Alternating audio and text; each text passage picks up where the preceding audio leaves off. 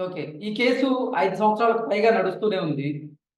మొన్నటి వరకు హ్మ్. అసల జనపల్లి శ్రీనివాస్ గారికి బెయిల్ రాలేదు. కారణం ఏంటి? హ్మ్. శ్రీనివాస్‌కి బెయిల్ రాకుండా జగన్మోహన్ రెడ్డి ఏమన్నా అడ్డుపడ్డారా? లేకపోతే అసలు తెర వెనక ఏం అది అన్నీ జరిగింది? ఉన్నాయి సార్. ఆ కుట్రకోణాలు ఏమేమున్నాయి నేను సుప్రీం కోర్ట్‌కి వెళ్లి క్వాష్ చేసేప్పుడు చెప్తాను. మీకు ఒక ఉదాహరణ చెప్తాను. ఎన్ఐఏ కేసులున్నాయి కదా! హ్మ్. ఆంధ్రప్రదేశ్‌ల 10 కేసులున్నాయి. హ్మ్.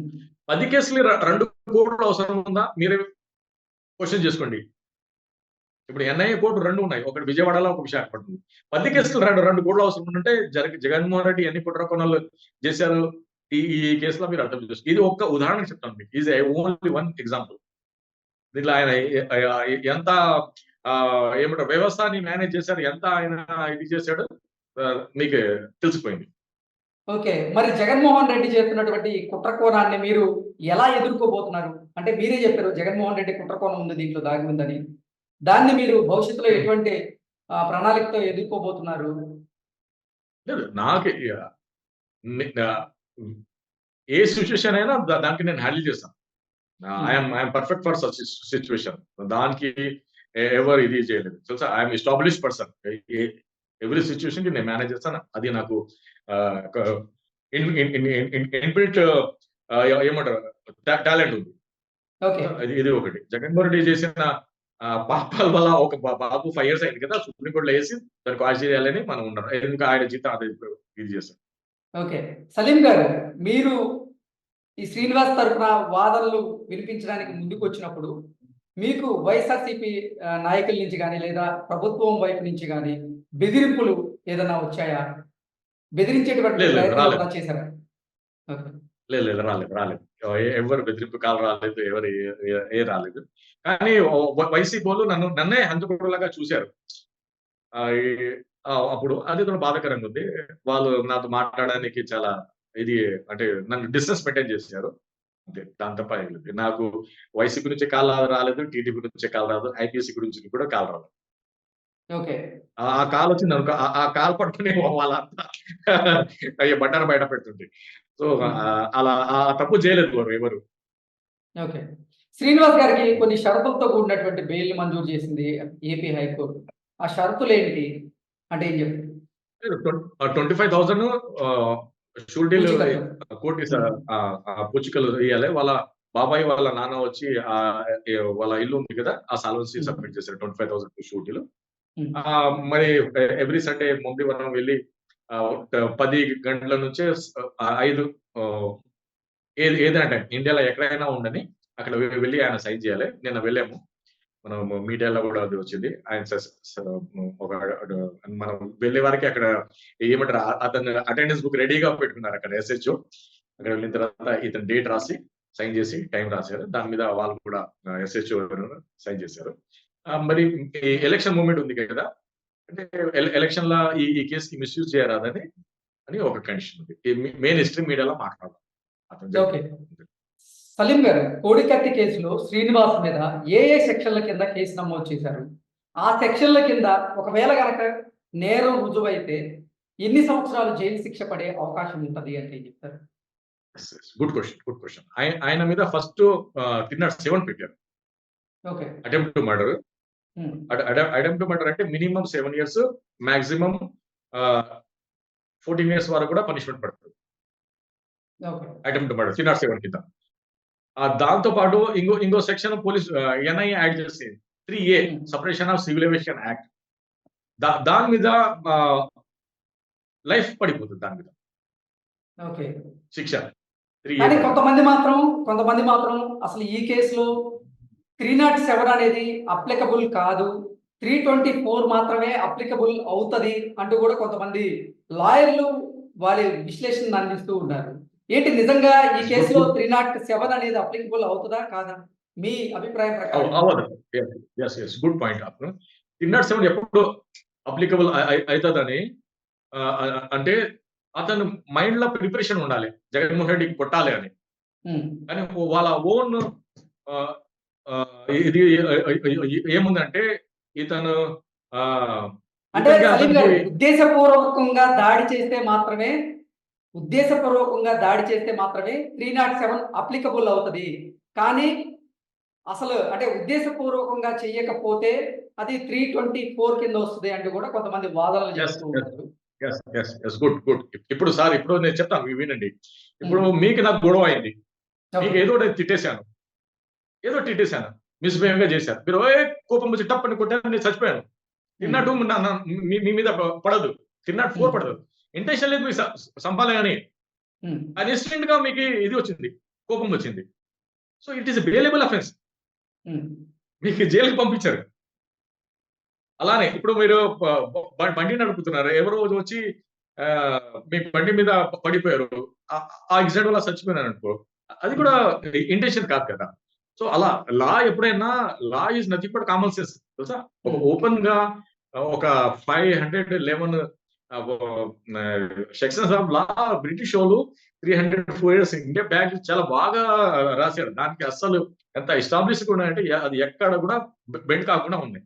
సో ఇక్కడ ఓకే. జగన్మోహన్ రెడ్డికి అతనికి అసలు ఏది ఇనిమిటీ లేదు. ఏ ఏ ఏ ఏ పార్టీ కార్యకర్త కాదు అతను. సో వాళ్ళు కుట్రకోణాలు కూడా ఫైండ్ ఔట్ చేశారు. కుట్రకోణం కూడా లేదని అది ఎస్టాబ్లిష్ అయింది. అయితే ఒకవేళ వాళ్ళు ఎస్టాబ్లిష్ చేస్తే 324 అయితే 324 మీద 2 ఇయర్సే పనిష్మెంట్ ఉంటది. ఆల్రెడీ ఆయన 5 ఇయర్స్ ఉండడు. ఆ 5 ఇయర్స్‌ల 2 ఇయర్స్ సెటప్ చేసి 3 ఇయర్స్ గురించి కూడా ఏదో కాంపిటీషన్ కూడా ఇచ్చేస్తారు. అతను 3 మంత్స్ సాలరీ అంటే లేకుంటే 10 మంత్స్ సాలరీ ఇస్తారు. అంటే మీరు చెప్తున్న దాని ప్రకారంగా ఒకవేళ గనక ఈ కేసులో 324 సెక్షన్ గనక అప్లికబుల్ అయితే ఇప్పటికే పాపం శ్రీనివాస్ గారు 5 సంవత్సరాల జైలు శిక్షణ అనుభవించారు. ఈ నేపథ్యంలో అంటే యెస్. మీరు చెప్తున్న దాని ప్రకారంగా 324 అయితే మాక్సిమం 2 ఇయర్స్ పడే 2 ఇయర్స్. అవకాశం ఉంటదంటున్నారు. ఆయన ఇంకా 3 సంవత్సరాలు ఎక్కువే జైలు శిక్షని అనుభవించారు. మరి ఇప్పుడు పరిస్థితి ఏంటి? అవును. అదే కోర్ట్ దాని మీద అతను అప్పుడు పని చేసేటప్పుడు 20,000 సాలరీ ఉండే అతనిది. Nearly 20,000 salary.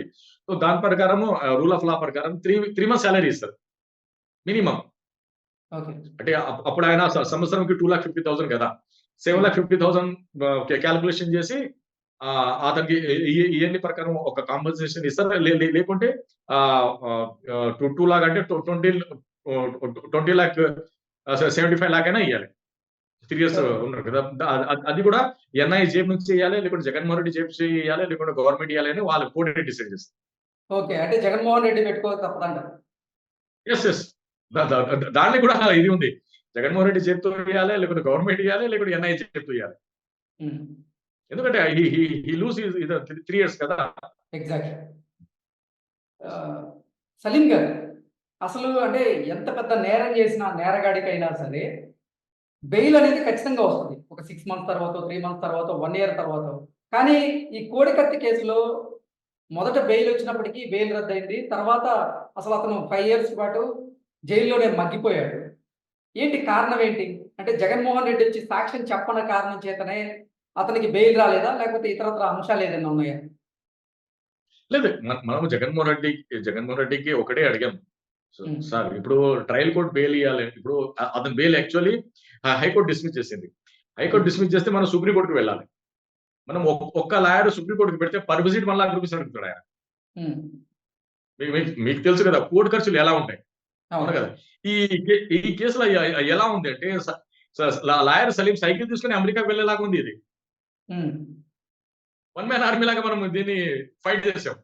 So okay. దానివల్ల లేట్ అయింది. లేకుంటే మా దగ్గర డబ్బులు ఉన్నాయి, అవి ఉన్నాయి, ఇవి అంటే మనం పెద్ద లాయర్‌లు పెట్టుకొని ఇది చేస్తాం.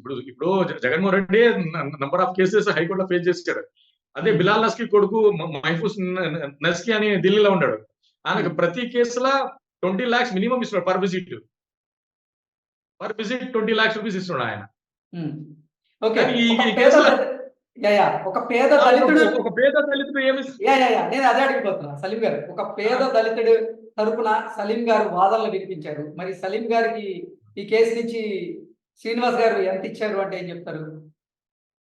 ఫిరోజ్ గారికి ఏముంది చెప్పండి. అసలు బస్ ఖర్చులు మా ఫ్యామిలీకి నేనే ఇస్తాను. ఏదైనా వాళ్ళ తల్లికి ఏదైనా సిక్కయితే నేనే పైసలిస్తాను. జనపల్లి శ్రీనివాసరావు 5 ఇయర్స్ జైల్‌లో ఉంటే అతని అండర్‌వేర్, చెప్పులు, సబ్బును, నూనె, గిన్నె, టూత్ బ్రష్ అన్నీ నేనే ఇచ్చాను ఆయనకి. ఓకే. తెలుసా? ఈవెన్ దో ఆ ఎగ్జామ్ ఫీస్ సార్ కూడా నేనే అందుకే ఇచ్చాను. సార్ ఆయన డిగ్రీ సొసైటీ చేసాడు నుంచి కదా! గాని, అందుకే సలీం గారికి సొసైటీ నుంచి గాని, లేకపోతే న్యాయవాద సంఘాల నుంచి గాని, జర్నలిస్ట్ సంఘాల నుంచి గాని, అలాగే దళిత సంఘాల నుంచి గాని పెద్ద ఎత్తున మీకు ఆహ్, కృతజ్ఞతలైతే వెల్లువెత్తాయి మొన్న ఆయనకి బెయిల్ వచ్చిన నేపథ్యంలో. నిజంగా మీరు ఒక దళితుని పక్షాన నిలబడి మీరు కొట్లాట చేసి ఆయనకి బెయిల్ రప్పించారు. అందుకు నిజంగా మా ఛానల్ నుంచి మేము కూడా మీకు ధన్యవాదాలు తెలపాలి. సంతోషం సార్. సంతోషం. సార్ ఏంటి శ్రీనివాస్ గారి ఎయిమ్ ఏంటి? శ్రీనివాస్ గారు ఎయిమ్ ఏంటి? నెక్స్ట్ ఏం శ్రీనివాస్ అదే గారు సమాజ సేవల అదే సమాజం సేవల పని చేయాలని అతని ఏముంది. హ్మ్. పీహెచ్‌డీ చేయాలని కూడా ఏముంది. పీహెచ్‌డీ చేస్తాను. అంబేద్కర్ స్ఫూర్తితో నేను సమాజంలో ఒక అవగాహన తీసుకొస్తానని అతనిది ఉంది. ఓకే. ఏంటి సార్ ఈ ఈ అంటే ఈ కేసు మీద మీరు సుప్రీం కోర్ట్‌ని ఆశ్రయించే అవకాశం ఏమైనా ఉందా? Yes quash sir. చేయమని? ఎందుకంటే యెస్. ఇప్పుడు జగన్మోహన్ రెడ్డి ఏసిన పిటిషన్ ఈ స్టాండ్ అగేన్స్ట్ హిమ్ కదా! హ్మ్. జగన్మోహన్ రెడ్డి ఒక ఆహ్, ఈ ఈ విధి విధానాన్ని గౌరవించే మనిషి 4 ఇయర్స్ తర్వాత నాకు లోతు దర్యాప్తు కావాలి అన్నాడు. జగన్మోహన్ రెడ్డి ఇప్పుడు నేను నాకేదైనా అన్యాయం అయితే జగన్మోహన్ రెడ్డి న్యాయం చేయాలి. కానీ Jaganmohan Reddy himself file a petition నాకు లోతు దర్యాప్తు కావాలి అవి అయితే అతను ఏసిన పిటిషన్ అతని స్టాండ్‌గా అతనికి అగేన్స్ట్‌గా ఎస్టాబ్లిష్ అయితే జగన్మోహన్ రెడ్డి చెప్పిన అబద్ధం అది ఇన్‌లైట్ చేసి ఆ కేస్‌ని క్లోజ్ చేసి ఆ శ్రీనివాస్‌కి నాకు నమస్కారం పెట్టేసి నా దారిలో ఆయన దారిలో ఆయనే వెళ్ళిపోతాడని నేను నమ్ముతున్నాను సార్. ఓకే. ఈ కేసులో జగన్మోహన్ రెడ్డి వచ్చి సాక్ష్యం చెప్పకపోతే ఈ కేసు పరిస్థితి ఏంటి మరి? లేదు నో ఎవిడెన్స్ అని క్లోజ్ అయిపోతది ఈ కేసు.